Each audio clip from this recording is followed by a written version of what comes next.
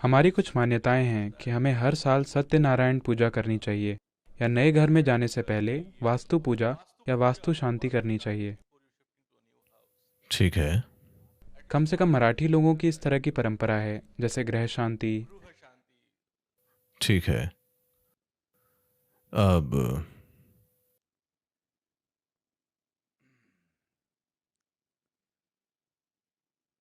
सभी पूजाएं, इससे फर्क नहीं पड़ता कि आप कितनी सत्यनारायण की पूजा करते हैं। जो असत्य आप रोजाना अपने जीवन में पैदा कर रहे हैं, कोई सत्यनारायण पूजा आपको बचा नहीं सकती। सबसे बड़ी सत्यनारायण पूजा जो आप कर सकते हैं वो है आप कम से कम खुद के साथ सच्चे रहें।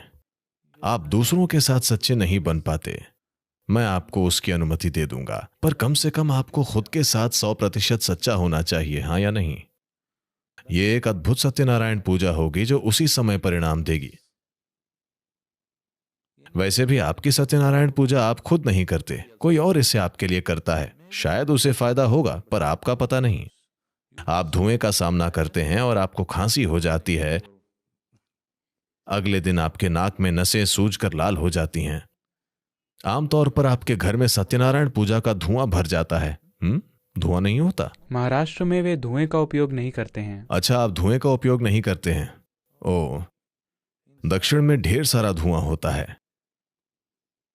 हालांकि अब वे इसे कम से कम कर रहे हैं, लेकिन प्राचीन पूजा बेशुमार धुएं के साथ हुआ करती थी। अगर सत्यनारायण स्मार्ट हैं तो वे इसके नजदीक कभी नहीं आएंगे। आप सत्यवादी बनिए, यह सबसे बड़ा सत्यनारायण व्रत है जो आप ले सकते हैं। That you take on his form. यानी आप उनकी तरह बन जाइए, कम से कम खुद से। दुनिया के साथ नहीं तो कम से कम खुद के साथ सच्चे बनिए।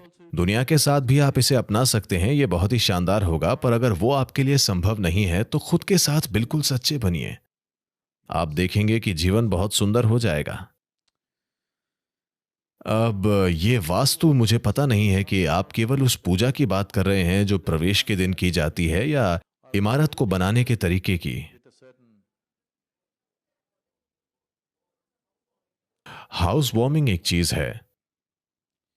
देखिए, एक बात यह है कि जब नई इमारतें बनाई जाती हैं, हमेशा नहीं, कभी कभी जब नई संरचनाओं का निर्माण किया जाता है तो कभी कभी कुछ कारणों से कुछ नकारात्मक हवाएं वहां फंस सकती हैं।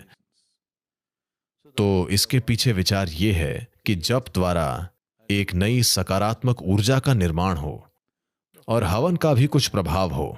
अग्निहोत्र और अन्य चीजों से वातावरण कुछ हद तक साफ होता है। हाँ,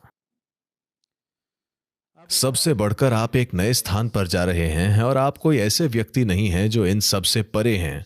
नहीं, आप कोई ऐसे व्यक्ति हैं जो इतने जागरूक हैं कि किसी चीज को देखकर समझ जाएं कि वो क्या है। आप जागरूकता की उस स्थिति में नहीं हैं, इसीलिए आपको कोई नई जगह में प्रवेश करने के लिए एक मानसिक प्रोत्साहन की भी आवश्यकता है, क्योंकि आपकी मूल भावना डर है। कृपया देखें, आपकी सबसे बुनियादी भावना डर है।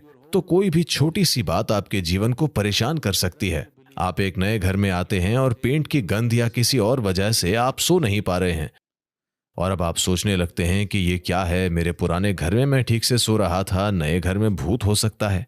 आप बर्बाद हो जाएंगे, हैं? आप खत्म हो जाएंगे। बहुत सारे लोग कभी भी उस एक विचार से खुद को निकाल नहीं पाते। वे बस और आगे बढ़ते रहते हैं, सोचते रहेंगे और खुद को खत्म कर देंगे।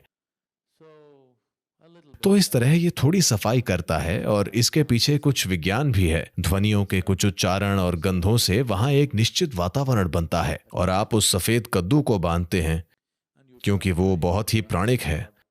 उसमें प्राण गूंजते हैं तो धीरे धीरे सकारात्मक ऊर्जा फैलती है। पर अगर आप इसे अपने पेट में डालें तो यह और भी बेहतर होता है। आप जानते हैं, मंदिर निर्माण के इस विज्ञान को एक बड़ी ऊंचाई पर ले जाया गया है। देखिए, आपको यह समझना चाहिए कि भारतीय मंदिर कभी भी पूजा या प्रार्थना स्थल के रूप में नहीं बनाए गए थे। यदि आप मंदिर जाते हैं तो किसी ने आपको प्रार्थना करने या अपना जीवन ठीक करने के बारे में, भगवान से विनती करने की परंपरा के बारे में नहीं बताया। उन्होंने आपसे कहा, यदि आप किसी मंदिर में जाते हैं तो आपको वहां थोड़ी देर बैठना चाहिए, है ना? क्योंकि ये स्थान ऊर्जा के केंद्र हैं, वे प्रार्थना के स्थान नहीं हैं। किसी भारतीय मंदिर में कभी भी कोई प्रार्थना नहीं करवाता है ना। देखिए, मान लीजिए कोई दूसरा पूजा का स्थान हो तो वहां कोई प्रार्थना कराता है। भारतीय मंदिर कभी भी किसी भी समय कोई ऐसी जगह नहीं थे, क्योंकि इन्हें एक ऊर्जा केंद्र के रूप में बनाया गया था, न कि प्रार्थना के स्थान के रूप में। अपना दिन शुरू करने से पहले आप नहाते हैं, वहां जाते हैं, कुछ समय के लिए वहां बैठते हैं और फिर बाहरी दुनिया में जाते हैं। ये पब्लिक बैटरी चार्जिंग स्थान की तरह है। और ये भी कहा जाता है, अगर आप आध्यात्मिक मार्ग पर हैं तो आपको रोज मंदिर जाने की जरूरत नहीं है। क्या आपको ये पता है? हाँ, क्या आप इस बारे में जागरूक हैं? जो लोग आध्यात्मिक मार्ग पर हैं उन्हें हर दिन मंदिर जाने की जरूरत नहीं है। क्यों? क्योंकि उनके पास खुद को चार्ज करने के तरीके हैं। फिलहाल आप प्राणायाम या ध्यान कर रहे हैं, ये खुद को चार्ज करने के तरीके हैं। आपको सार्वजनिक चार्जिंग स्थान पर जाना आवश्यक नहीं है।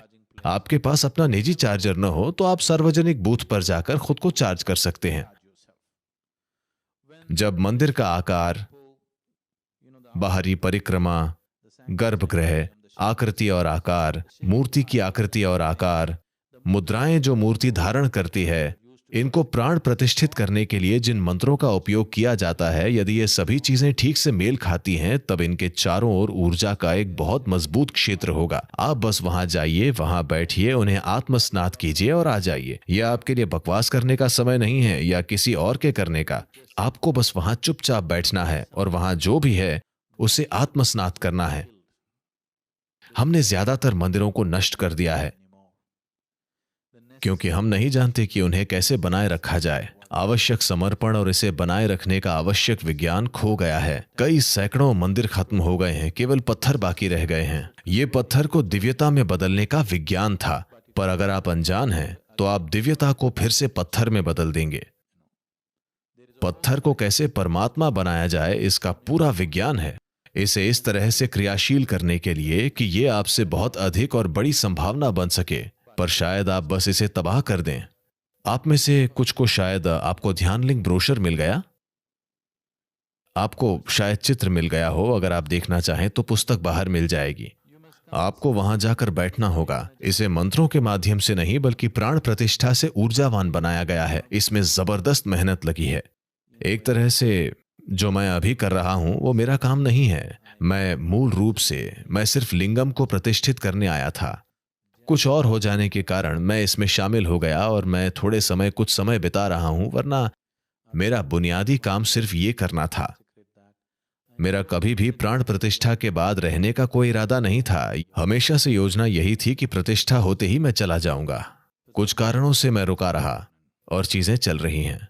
आप बस इस मंदिर में प्रवेश कीजिए। आपको शिव या किसी भी बकवास पर विश्वास नहीं करना है। आप बस यहाँ आकर बैठिए। ये एक बहुधार्मिक मंदिर है, इसीलिए सभी धर्मों के लोग यहाँ आते हैं। बस यहाँ बैठिए, यह आपकी रीढ़ की हड्डी को हिला देगा। ये स्पंदन इतना शक्तिशाली है क्योंकि इसे इस तरह से प्रतिष्ठित किया गया है। इस प्राण प्रतिष्ठा को आप नष्ट नहीं कर सकते। ये पत्थर लिंगम पर निर्भर नहीं है।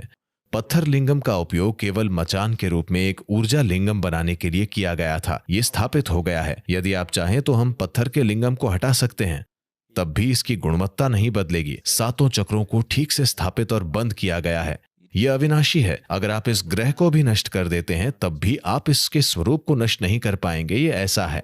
ये योग विद्या में एक संपूर्ण विज्ञान है। ये एक बहुत ही गहरी विज्ञान है कि इसे कैसे बनाया जाए। जो लोग प्राण प्रतिष्ठा की प्रक्रिया के दौरान वहां मौजूद थे, जो लोग इसके गवाह हैं, सिर्फ वे जानते हैं कि अविश्वसनीय चीजें हुई हैं। अब अभी आपकी ऊर्जा शरीर से इतनी जुड़ी हुई है कि आप इससे बहुत कम चीजें कर सकते हैं। यदि आपका शरीर के साथ संपर्क कम से कम हो जाए तो आप बहुत कुछ कर सकते हैं। ये ऐसा है, मान लीजिए आपने कुछ मिट्टी ली और 10 बर्तन बनाए। अब आपने इसे अभी तक जलाया नहीं है, यह अब भी ताजा है। अब आप उन्हें फिर से लेकर 12 बर्तन बना सकते हैं। यदि आप चाहते हैं तो इससे 20 बर्तन बना सकते हैं, क्योंकि मिट्टी अब भी लचीली है और आप इस पर काम कर सकते हैं।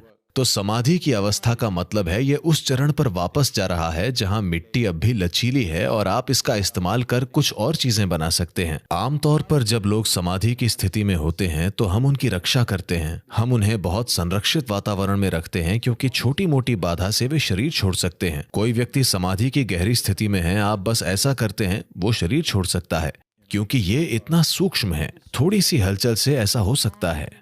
इसलिए लोगों को उस अवस्था में रहने के लिए प्रतिष्ठित करने और शारीरिक रूप से सक्रिय होना सिखाने के लिए जबरदस्त ट्रेनिंग की जरूरत है।